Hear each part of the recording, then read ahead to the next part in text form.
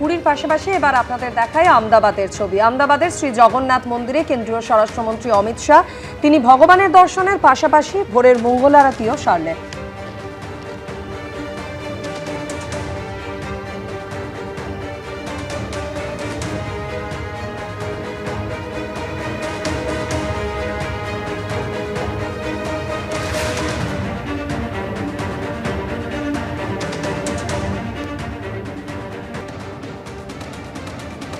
পহণ্ডি শুরু হবে সকাল 9টায়। তার আগে কিন্তু একেবারেই সাজো সাজো রথ, মন্দির সাজানো হয়েছে ফুলের মালায়, আর কিছুক্ষণের মধ্যেই কিন্তু রথ একেবারে তৈরি রয়েছে। ইতিমধ্যেই প্রতিবারের মতো যে সাংস্কৃতিক অনুষ্ঠান হয় তাও কিন্তু চলছে। পহণ্ডি করবেন এই মুহূর্তে আমরা দেখতে পেলাম যে পহণ্ডি যারা করবেন, অর্থাৎ যারা হচ্ছেন এই যে তিন বিগ্রহকে তারা নির্দিষ্ট ছন্দে দোলাতে দোলাতে তারা নিয়ে আসবেন হচ্ছে এই তিনটি রথের সামনে, তারা ইতিমধ্যে প্রস্তুত।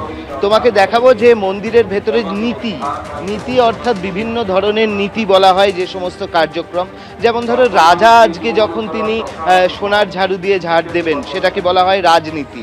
রাজনীতি মানে পলিটিক্স বা সেই অর্থে অন্য কিছু নয়। রাজা যে কর্ম পালন করেন সেটা হচ্ছে রাজনীতি।